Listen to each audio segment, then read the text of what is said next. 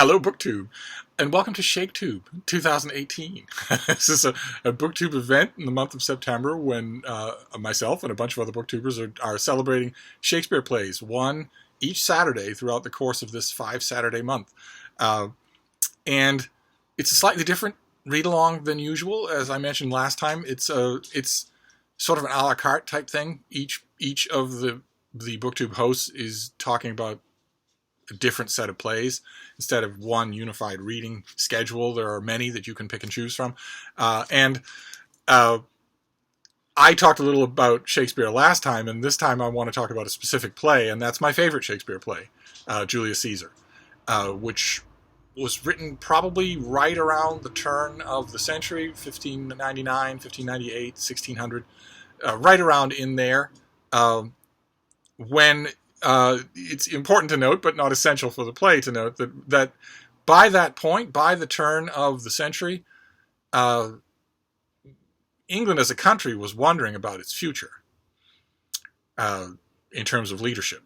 The Queen was old, she was obviously long past childbearing age, and she was not married, and she had not named an heir. And that might seem like, an empty concern to us now with the luxury of centuries and centuries later. But it was preying on the mind of everyone in Shakespeare's day, including Shakespeare. And that is, like I mentioned, that is in the background of a lot of the plays of this time, is the nature of power, succession, that sort of thing. But the main thing is that this is a well-known story. Shakespeare is rewriting, sometimes verbatim, from classical sources, in which Julius Caesar he's gone up the cursus honorum, he's gone up the course of civil preferment in Rome, under the Republican rule, with interruptions for dictators like Marius and Sulla. He has grown up in the Rome that is 600 years old. He's grown up in the Rome where you go through different stages, and eventually, if you reach all the way to the top, you become a consul, one of two appointed to run the state. Only from early on in his professional career, Julius Caesar was gaming that system for his own personal gain and for his own personal ambition. And by the time, roughly analogous in history to the events at the beginning of this play, this play opens with Shakespeare coming back to Rome, having defeated all of his rivals for sole ownership of the Roman state. He's defeated Pompey the Great, and sent all of his other rivals routing in either, on the battlefield or through concessions or through suicide, so that he is the sole man in charge. Which is, at least in Roman mytho-history, that is antithetical to the Romans. They don't have kings. They have a relatively representative government. At least the government is run by representatives of the finest families, of the nobility. Caesar officially codifies an alternate way to do things, a dictatorship, and is famously in classical history, which would have been known to every school child in Shakespeare's day, is famously killed for it. He's in the Senate House, and is killed at the foot of Pompey's statue by senators and adherents and followers and even friends, who at least let it be known that they're doing it to prevent tyranny, to prevent Rome from sinking into a dictatorship. They want to preserve the republic, a broad-based oligarchy, as opposed to a singular dictatorship where succession is biological and where abasement is necessary, where you must bow and scrape. An Oriental despotism is the term that later centuries would use. That's what the assassins of Julius Caesar would have had you believe they were trying to prevent. And Shakespeare was not the first person to dramatize that story, but he unerringly saw the dramatic potential in it. There's only one problem. There's only one problem with how he pictured that dramatic potential. It's not really a problem if you're Shakespeare. It's a problem if you're everybody else, which is that he called it Julius Caesar. He didn't call it Brutus, who sunk in, famously, apocryphally sunk in the fatal dagger at 2 Brute, where the ancient sources perpetuate the myth that Julius Caesar was fighting his assassins until he saw that his favorite, his beloved Brutus, was one of them, in which case he just gave up and drew his toga over his head and died. As with all apocryphal stories, if it's too neat, if it sounds like radio drama, then it's not true. But one way or another, Shakespeare decides to call it Julius Caesar for crowd-pleasing reasons. Obviously, you don't call it Brutus when half your audience won't know who that is. Everybody will know who Julius Caesar is, so you call it that. But it creates a weird tension that runs throughout the play, I think. And one of the reasons that I love it so much is that we don't really know what to think of Julius Caesar. We don't really know what to think about anything. This is, in large part, especially I was noticing this when I was rereading it for Shaketube 2018, this is, in huge part, a play about changing minds. A play that knows where you're starting on an issue and wants to unsettle you, which may speak to the unsettled times that I was talking about. The Englishmen of Shakespeare's day were, they were being pulled in all sorts of directions, especially since everybody in 1600 had their eye on the future. Everybody was wondering who was going to run the nation in what had to be very little time. But you can see some of that unsettledness reflected all over this play. This is a play of chaos, and it's a play of people going into situations with one frame of mind and having that frame of mind altered, not by rude action, like, for instance, in Oedipus Rex or something like that, or even Richard III, but rather by persuasion, some kind of persuasion, whether direct or indirect. And that starts right at the beginning. That starts right in the very first act of the very first scene, where we are introduced to a crowd of Romans on holiday. They're not at work. They're thronging the streets in celebration of Julius Caesar returning to Rome in triumph. And, like with any opening scene like that, the impulse on the part of the audience is going to be, well, yay, a day off from work, a celebration, cheering a hero. These are all wonderful things. And immediately, Shakespeare subverts that. He has two Roman officials work their way into the crowd in order to shame them. And we, at first, the very first impulse in this play, when you're sitting there watching it, is to think of them as stiff killjoys. And then they start to make sense. And not just to you, but to the crowd. One of them says, let's see here. Why are you rejoicing? Wherefore rejoice? What conquest brings he home? That's Julius Caesar. What tributaries follow him to Rome to grace in captive bonds his chariot wheels? You blocks, you stones, you worse than senseless things, oh hard hearts, you cruel men of Rome, knew you not Pompey? Many a time and oft have you climbed up to the walls and battlements, to the towers and windows, yea, to the chimney tops, your infants in your arms, and there sat the livelong day with patient expectation to see great Pompey pass the streets of Rome. And when you saw his chariot but appear, have you not made a universal shout, that Tiber trembled underneath her banks, to hear the replication of your sounds made in her concave shores? And do you now put on your best attire? And do you now cull out a holiday? And do you now strew flowers in his way that comes in triumph over Pompey's blood? Begone, run to your houses, fall on your knees, pray to the gods to inherit the plague that needs must light on this ingratitude. Not only is that beautiful, but it works. It shames the crowd. They slink off. They are shamed. They have been made aware of what they're doing and the hypocrisy of it, and they go away. And think about that effect on you as a theater goer, sitting there, thinking, okay, this is a play called Julius Caesar. What will this be about? How will this play look at Julius Caesar? Well, right from the beginning, we get the crowds love him. And he is bad for Rome. The clear implication of that is that he is bad for Rome by people who get to speak for Rome. And they speak for it somewhat anonymously. They are unknown figures.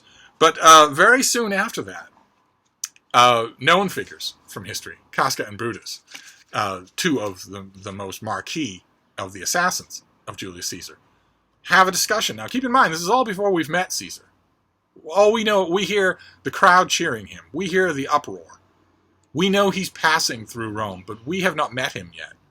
A decision that a modern-day classicist, a modern-day dramatist would never make. They would be way too eager to get us right to the main person. But there's a famous bit. Casca he's talking to Brutus and wants to sway Brutus to the cause of insurrection. Wants to sway Brutus to hate Julius Caesar, even though Julius Caesar Brutus is his angel. And it's interesting the route that Casca uses. These are famous lines. Because Brutus says, Brutus comments, sort of sleepily, phlegmatically comments, that the crowd can't get enough of Julius Caesar. They're willing to heap any honor on him. And Casca jumps on it right away. Why, man, he doth bestride the narrow world like a colossus, and we petty men walk under his huge legs and peep about to find ourselves dishonorable graves. The fault, dear Brutus, is not in our stars, but in ourselves that we are underlings. Brutus and Caesar. What should be in that Caesar? Why should that name be sounded more than yours? Write them together. Yours is as fair a name. Weigh them. Is it as heavy? Conjure with them. Brutus will start a spirit as soon as Caesar. Now, in the names of all the gods at once, upon what meat doth this our Caesar feed, that he hath grown so great? Age, thou art shamed. Rome, thou hast lost the breed of noble bloods. When went there an age since the great flood, but it was famed with more than one man? When could they say till now that talked of Rome, that her wide walls encompass but one man? And you don't have to hear that speech more than once to know that that's not patriotism speaking. That's envy.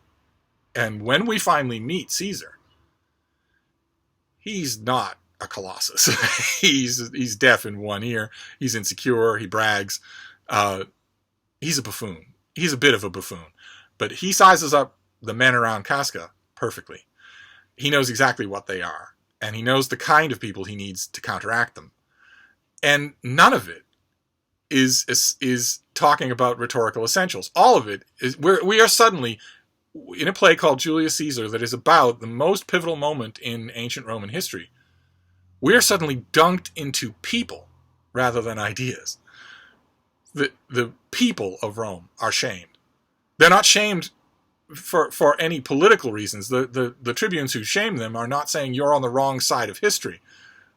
They're saying that you yourself are being ungrateful. You're being this is ingratitude and hypocrisy. And then we get Casca and Brutus, and Casca is talking about ideas. He is talking about despotism. He's saying, this man, I saw him once almost drown when swimming the river. I saved his life. I saw him with a fever, crying out like a little girl. And all of a sudden, he is our Lord and Master. He is the greatest of us all. On the surface, that is Casca talking about despotism. You have one extremely fallible buffoon who suddenly amassed through military and social, trickery, absolute power over everyone, his equals, absolute power over his equals. That's what Casca's arguments to Brutus in this first scene say on the surface. But you can see right away, anyone in the audience, anyone reading it today, you can see right away that his motive is not ideological. It's personal. It's envy. In other words, you can see when he talks about when did they ever talk of Rome but talked of one man, you get the clear impression that if the one man were Casca, Casca wouldn't mind. And that continues throughout this play. The most famous example, there are many, many examples. For instance, the Caesar that we meet at the very beginning is a buffoon who from one sentence to the next contradicts himself and doesn't seem aware of it. In one sentence in his first speech to us, he's talking about how he and Danger are old friends and he is the elder and more terrible. Oh, but come on this other side because I can't hear you on this side. So on the one hand, he has these grandiose conceptions of himself, and on the other hand, he's getting old and is imperfect and doesn't even seem to realize it. That is our first impression. But by the time Caesar dies, and he dies halfway through the play, it's not a play about him at all, but by the time he dies, in the famous scene where he's talking about his wife convinces him not to go to the Senate House. She's had a bad dream that he will die there. And he defies her at first, and then out of affection, it's pretty clear, out of affection, he agrees, and then is cajoled by pride, and the senators who come to his house are a part of the plot. They need him to get there. They're not going to kill him at home. They goad him with pride, with ego. Are you afraid of a woman's words? You should come to the Senate House anyway, and he agrees. He at first puts them off. He says, the Senate will want to know why, what's the reason? And he says, my will is the reason. I will not come. But then they talk him into it. And by the time that happens, by the time he gets to the Senate House and says, I'm as constant as a northern star, he's been banished, your friend has been banished and will stay banished, we recognize a kind of raw animal courage in him that we can't help but like. Even at the end, even as he is just about to die, Julius Caesar's portrayal in Shakespeare's hands has sort of changed our minds. A little about him. We don't want him to be a dictator, but we don't think he's a one-dimensional oaf anymore. And of course, there's the most famous example of mind changing that I think happens anywhere in Shakespeare, the 2 funeral orations. Once Caesar is dead and the crowd is hysterical, they don't know what to do, Brutus comes out to calm them down and gives what is, rhetorically speaking, a beautifully designed speech intended to calm them down, to explain himself, to say he was my friend, but he was ambitious. As he was my friend, I loved him. As he was ambitious, I slew him, and I did it with this dagger, which I reserve for you to use on me if I become ambitious. If I want to become a king, then I expect you to do the same to me. Point by point, logically, rhetorically, his speech is perfect, makes perfect sense. And it almost kind of starts to work. And then it's followed by Mark Antony's speech, which is accompanied by the prop of all props, the dead body of Caesar, and which is not a perfect Aristotelian unit of rhetoric. It is not perfectly constructed at all. And it's brilliant, absolutely brilliant, and it completely changes the mind of the audience. Without trying to, without telling them that it's trying to do that. In fact, telling them constantly that it's trying not to do that. They are all honorable men that did this thing. That's amazing. That takes confidence on the part of a dramatist. And the thing that struck me about this play this time around, I'll wrap this up. I don't want this video to go on too long. I'm wondering how many of you actually pulled down Julius Caesar and reread it for Shaketube 2018. I can't wait to find out. The thing I noticed about this play is that that happens all throughout the play. Where we go into some situation with a firm expectation, and it is subverted.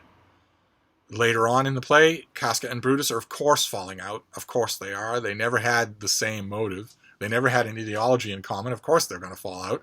And Casca is brought to an abrupt change of mind and an abrupt new perspective by learning that Brutus's wife is dead. And that Brutus appears to be taking that in stride. He appears to be swallowing it in stoicism, rather than wearing it on his sleeve, the way Casca certainly would have. There's a wonderful moment where Casca realizes that Portia is dead, and it stuns him. It changes the nature of the conversation from that point out. And same thing with Brutus. I think Brutus is cold tea as a main character. A rare failure on Shakespeare's part. I don't see how he expected an audience to care about someone like Brutus, and I don't see how he expected the play to work if they don't. And yet, I think the play does work. It is my favorite play of all of Shakespeare, mainly because of that unsettled quality. It's new every time you read it. You don't know where to put your feet down, and I think probably a part of that was because Shakespeare if he was great, he was great at a great many things, but I think one of his greatest strengths was his ability, unconscious or conscious, to reflect the zeitgeist of his time. Not just individual events, although individual events pepper his plays, illusions, direct or otherwise, to individual events, very specific events. These were very topical plays to their audiences. Those are everywhere in the plays. But I think something deeper than that. He reflects the anxieties of his age wonderfully. I think Julius Caesar does that wonderfully. So I tremendously enjoyed reading it again for Shaketube 2018, and that's what my play is for this week. I'm going to try and find as many of my Confederates as possible and link to their channels, and then we'll be done with this. This will be my second Shaketube video, and my third one next Saturday will be Hamlet. So we'll reconvene then, and we'll talk all about Hamlet, which I again urge you, as I did in my last Shaketube video, that even if you've read Hamlet a couple of times, I would urge you to pull it down and read it again. These things are made to be pondered. Believe me, I have read Julius Caesar more times than you have read any book in your life, and I read it again for Shaketube 2018 and got a lot of new stuff out of it. A lot of new takes, a lot of new angles, a lot of new thinking. It was new play for me. It was as enjoyable as the first time that I encountered it. I assure you, reading Hamlet again will have the same effect. so that's what we'll do next Saturday. Shaketube 2018 on this channel will continue with Hamlet. But you have, like I mentioned, you have a whole bunch of other videos, a whole bunch of other things to talk about. So you can fill your day with Shakespeare videos, and I urge you to do that. So we will convene again next Saturday. And until then, I'll see you soon. Thank you, BookTube.